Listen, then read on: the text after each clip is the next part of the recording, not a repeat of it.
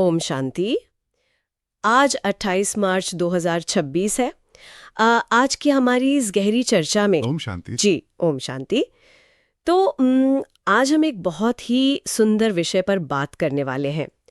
कल्पना कीजिए कि जीवन ना एक बहुत ही सुंदर और एकदम साफ सफेद रेशमी कपड़े की तरह है। बिल्कुल एक बेदाग कपड़े की तरह। हाँ, बेदाग कपड़े की तरह। और उस पर अचानक से किसी गहरी काली स्याही या कह सकते हैं गाढ़े तेल की एक बड़ी सी बूंद गिर जाती है। तो मतलब एक सामान्य इंसान की पहली प्रतिक्रिया क्या होती है? वो तुरंत उसे साफ करने की कोशिश करेगा। बिल्कुल, वो तुरंत किसी साधारण कपड़े या हाथ से उस दाग को रगड़कर साफ करने की कोशिश करता है। लेकिन नतीजा क्या होता है? रगड़ने से वो दाग मिटने के बजाय ना उस पूरे सुंदर कपड़े के रेशे रेशे में फैल जाता है। हाँ, और वो कपड़ा पूरी तरह से बर्बाद हो जाता है। सही कहा। और हमारे मन और हमारी चेतना की स्थिति भी बिल्कुल वैसी ही है।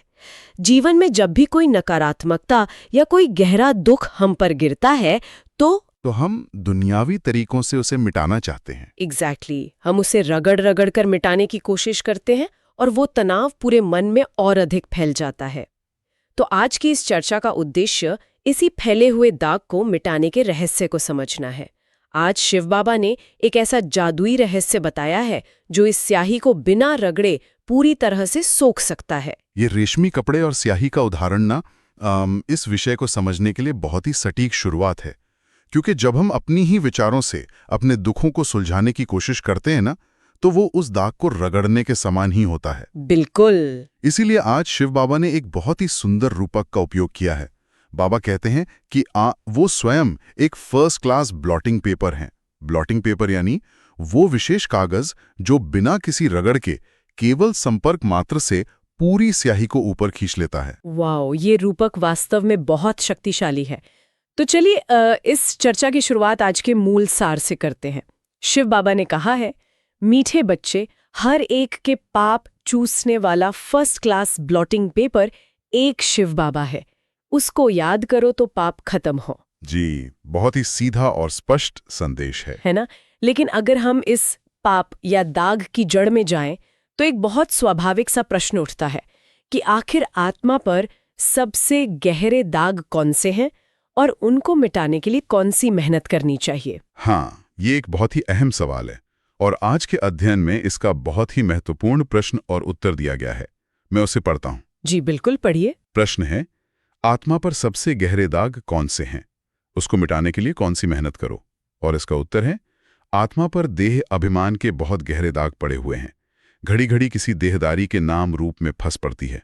बाप को याद न कर देहधारियों को याद करती रहती, एक दो के दिल को दुख देती है। इस दाग को मिटाने के लिए देही अभिमानी बनने की मेहनत करो।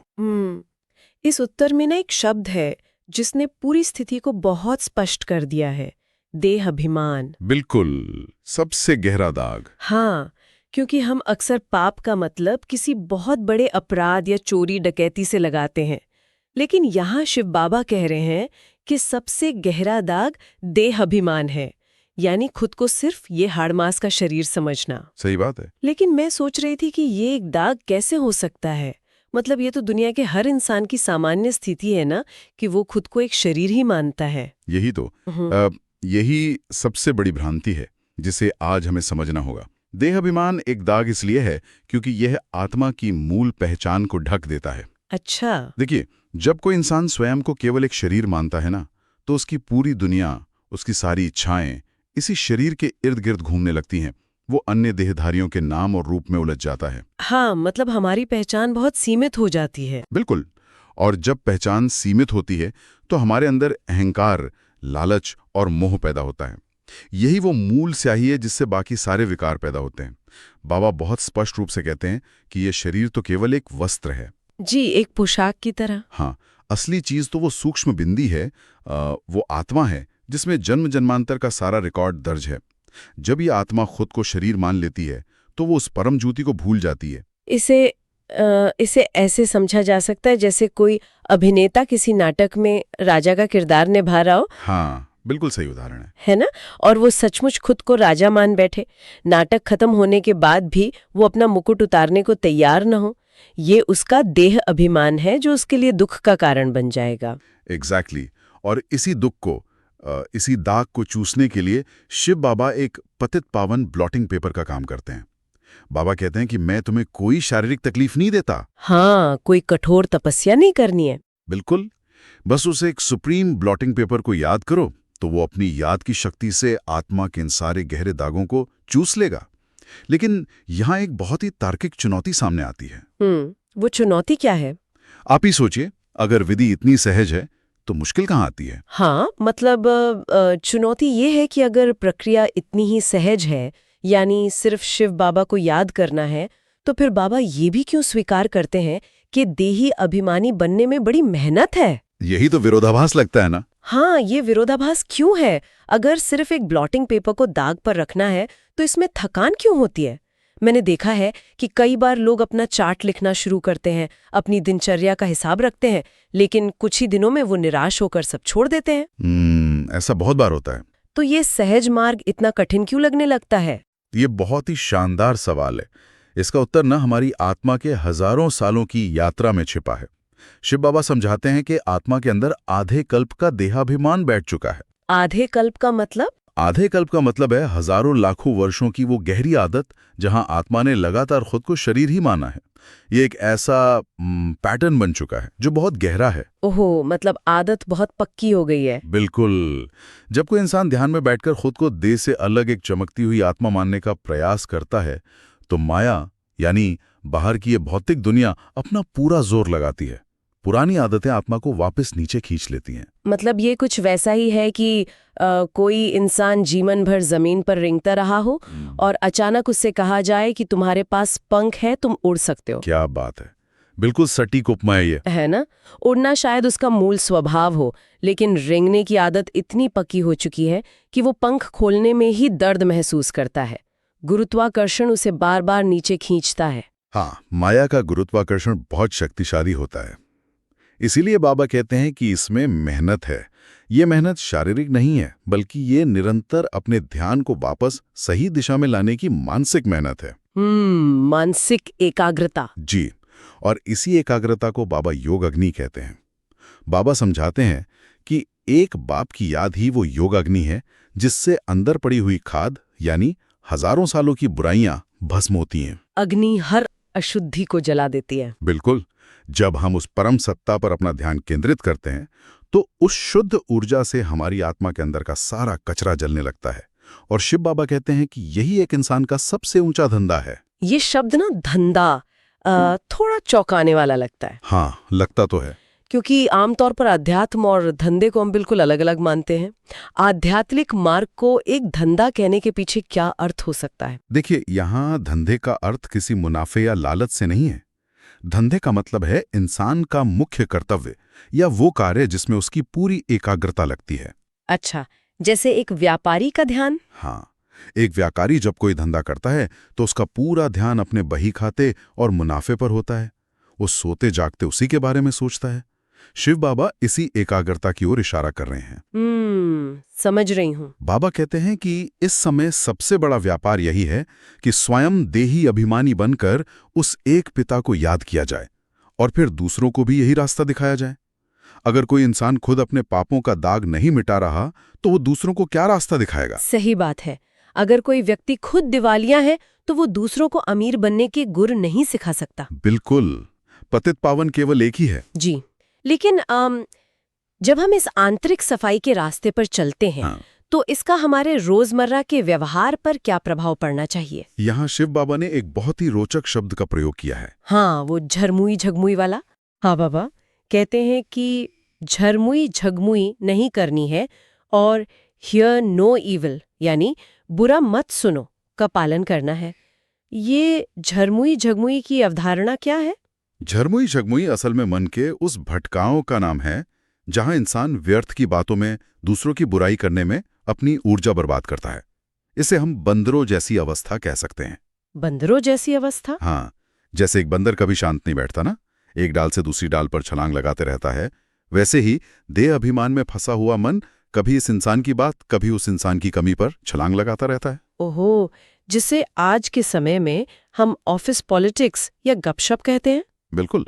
शिव बाबा कहते हैं कि जो आत्मा खुद को साफ करने के इस महान धंधे में लगी है, उसके पास इन व्यर्थ की बातों के लिए समय ही नहीं होना चाहिए।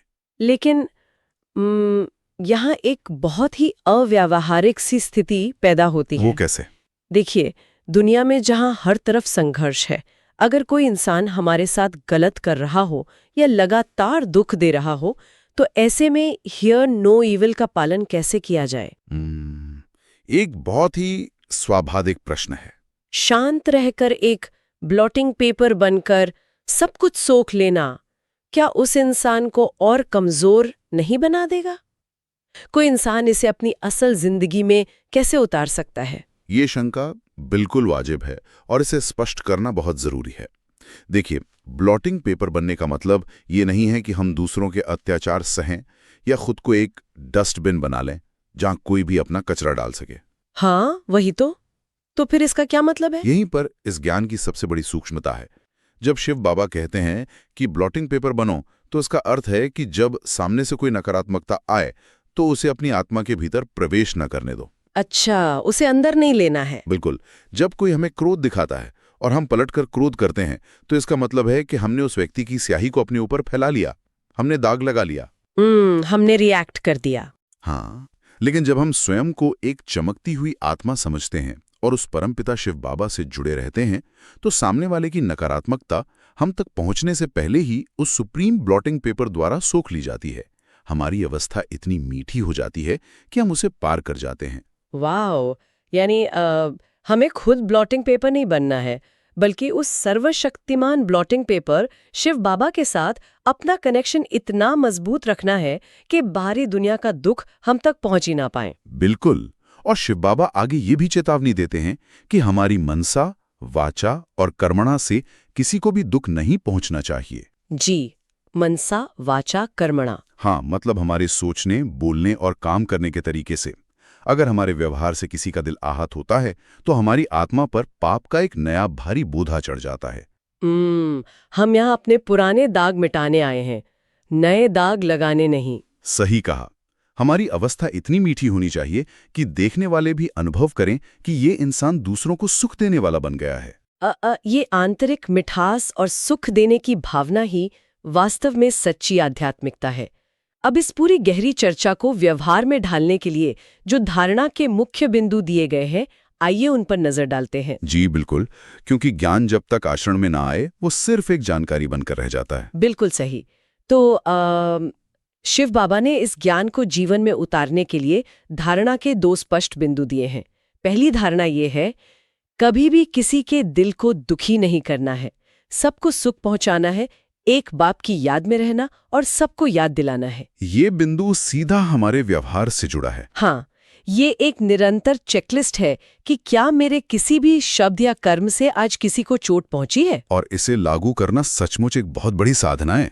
कई बार हम अनजाने में या मजाक में दूसरों को नीचा दिखा देते हैं, लेकिन ये धारणा हमें याद दिलाती है कि सुख देना ही हमारा मूल स्वभाव है। जी, और दूसरी धारणा क्या कहती है?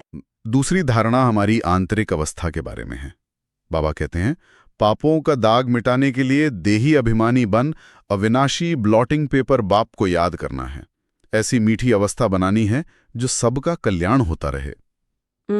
अविनाशी ब्लॉटिंग पेपर। हाँ, यहाँ अविनाशी शब्द बहुत महत्वपूर्ण है। दुनिया का हर ब्लॉटिंग पेपर एक समय के बाद भर जाता है, खराब हो जाता है, लेकिन शिव बाबा एक ऐसा ब्लॉटिंग पेपर है जिसकी सोखने की क्षमता कभी खत्म नहीं होती। कभी खत्म नहीं होती।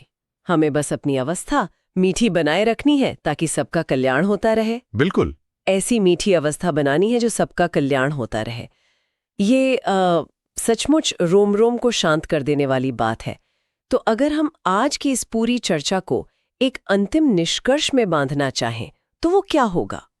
निष्कर्ष के तौर पर? हाँ, मतलब जो लोग अभी इसे सुन रहे हैं, वे इस ज्ञान को अपने आज के दिन में कैसे इस्तेमाल कर सकते हैं? इसका बहुत ही व्यवहारिक सा निष्कर्ष ये है कि आज आप दिन भर में जो भी कार्य करें ना, चाहे वो घर का काम हो या ऑफिस की कोई मुश्किल मीटिंग, एक छोटा सा प्रयोग करें। कैसा प्रयोग? जब भी ऐसा लगे कि कोई तनाव हावी हो रहा है या मन में प्रतिक्रिया देने का तूफान उठ रहा है, तो बस कुछ सेकंड के लिए रुक जाएं। बाहरी परिस्थिति से अपना ध्यान हटा लें। स्वयं को एक अत्यंत सूक्ष्म और शांत बिंदु, एक आत्मा के रूप में देखें। सिर्फ एक चमकती हुई बिंदी? हाँ, और ये महसूस करें कि आपके ठीक ऊपर वो असीम स्रोत शिव बाबा एक शक्तिशाली ब्लॉटिंग पेपर की तरह मौजूद हैं। अपने मन का सारा बोझ, गुस्सा उन्हें सौंप दें। महसूस करें कि वे किरणें आपके सारे दाग सोख रही हैं। वाह! ये कुछ सेकंड का ठहराव ना बड़े से बड़े तनाव को हल्का कर सकता है। यही वो सहज दवाई है जो हमारी पुरानी बीमारियों को ठीक कर सकती है। यह ठहराव का अभ्यास ही वास्तव में जीवन को बदलने की चाबी है। जब हम खुद को एक चमकती हुई बिंदी समझकर उस परम सत्ता से जुड़ जाते हैं तो बड़ी बड़ी समस्याएं भी बहुत छोटी लगने लगती हैं।